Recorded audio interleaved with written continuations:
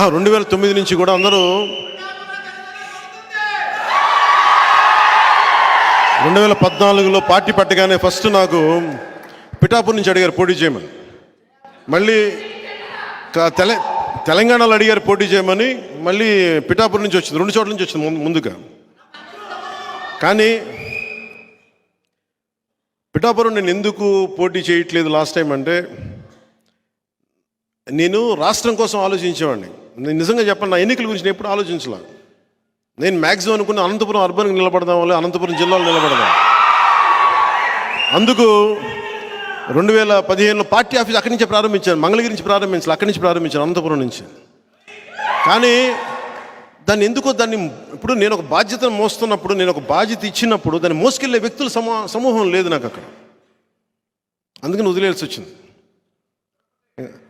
Tirupati already ఇచ్చేసి ఇంక మనం ఎన్నిసార్లు చెప్పాలి.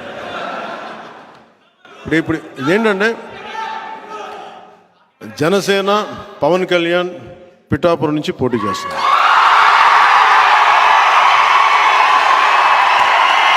నా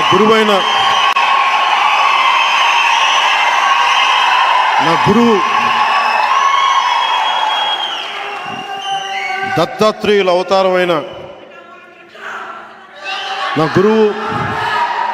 దత్తాత్రేయుల అవతారమైన శ్రీపాద శ్రీవల్లభుడు జన్మస్థలం అది, శక్తిపీఠం అది.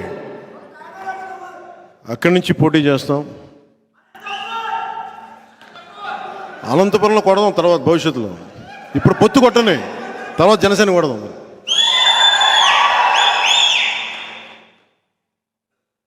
ఎంపీగా పోటీ చేయాలా లేదా అనేది కొద్ది రోజుల్లో అంటే నాకేం అదే ఇవన్నీ ఎస్లు ఉన్నాయి, నోలు ఉన్నాయి. అది ఎట్లాగనేది నాకైతే మనసులో ఎమ్మెల్యే ఉంది.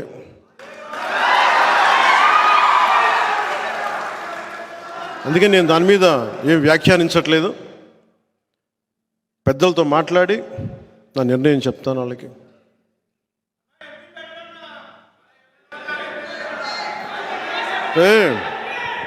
అంటే సీఎం అంటే సెంట్రల్ మినిస్టర్, ఆ మాట కోసమా మీరు?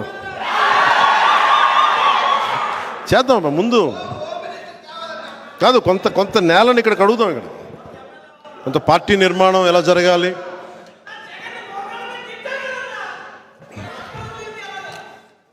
ఎక్కడికి అంటే ఇవన్నీ కూర్చోబెట్టుకొని ఇవన్నీ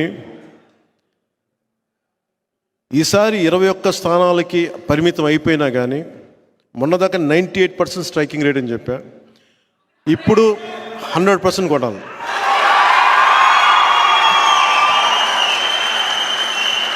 పొత్తులో ఉన్న మద్దతుదారులకి, తెలుగుదేశం మద్దతుదారులకి, భారతీయ జనతా పార్టీ మద్దతుదారులకి ఈ సభావేదికని పురస్కరించుకొని, అలాగే మన మద్దతుదారులందరికీ, ప్రజాస్వామ్యాన్ని నిలబడాలని కాంక్షించే ప్రతి ఒక్కరికి కూడా నా విన్నపం,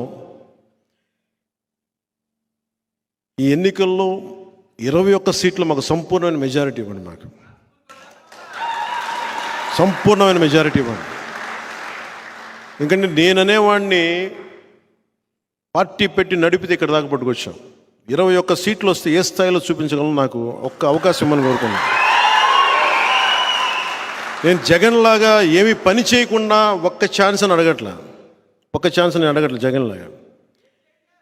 నాకు మీకు 10 సంవత్సరాల తర్వాత ఇప్పుడు నోరు తెరిచి అడుగుతున్నాను, మా 21 సీట్లని, మా పొత్తుని గెలిపించండి.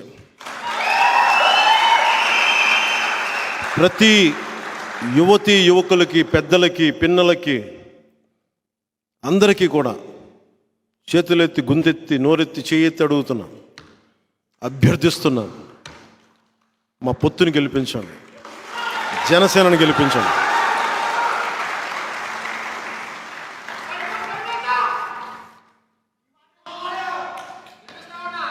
ఎవరికి ముగింపు వాక్యాలుగా ఇల్లేమో దూరం అని చెప్పాను కదా, ఇప్పుడు 10 సంవత్సరాల తర్వాత అధికారం అనే ఇల్లు కనుచూపు మేరలో ఉంది. ఒకప్పుడు దీపం లేదు, కానీ ఇప్పుడు చేతిలో వెలుగులు విరజమ్మే కాగడం ఉంది. గుండెల నిండా ఒక పవన్ కళ్యాణ్కే కాదు ధైర్యం, మొత్తం సమూహానికి ఉంది ధైర్యం. మనం కాకపోతే ఇంకెవరు, జనసేన కాకపోతే ఇంకెవరు. సో మనస్ఫూర్తిగా మీ అందరికీ